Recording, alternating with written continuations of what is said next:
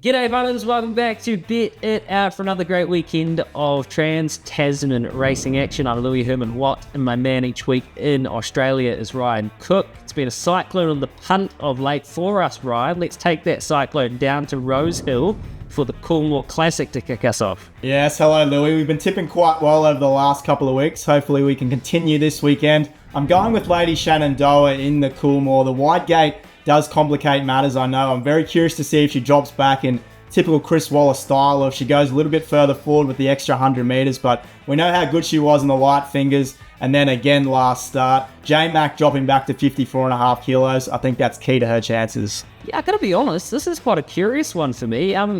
I just think this is unlike Chris Waller thing to do, to run Lady Shenandoah in this class of field against the older mares, a Group 1 company. I get she's a superstar on the rise, but because of that, her rating says she's got to carry quite a big weight. She's got that wide gate. They waited till they saw what gate she had.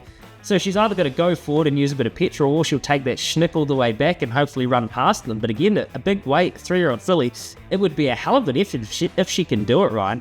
With that all in mind, I'm going to be with Scarlet Oak, the stablemate, because I know the owner's got a massive opinion of her. She's an ex-Kiwi, so you know I'm in her camp already, but she flew at her trial. First up, she was okay. I think that up and distance is the main factor here, and a big each-way price to find out around Scarlet Oak if she is Group 1 Australian quality. Down the line, the Peter Young Stakes. Well, this is a return, isn't it?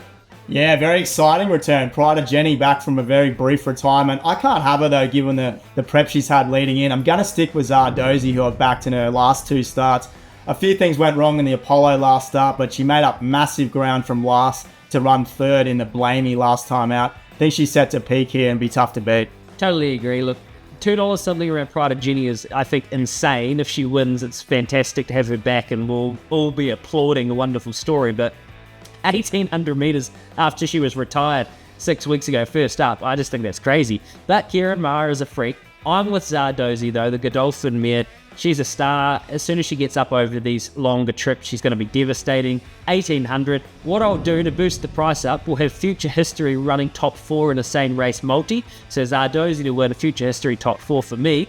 The Japan Trophy in New Zealand, right? Yeah, deep race this one. I'm going to go with Aegon, who has been unplaced in his last two starts at Group 1 level, but this is slightly easier and he's drawn a much softer gate on this occasion, so I think there's still some improvement to come with him. I'll be with Herbert. John Wheeler seems to have just figured this guy out, or the horse has figured himself out. The penny's dropped mentally, and he's just a big weapon of a thing, and he's on a winning streak. He's got confidence. He's got a nice neutral draw, and I think he'll be handy and be too good there. What's your best bet for the whole weekend? We'll go back to Caulfield Race 2, Brazen Lady. Okay, I'll be at Rosehill Race 5, Lindemann.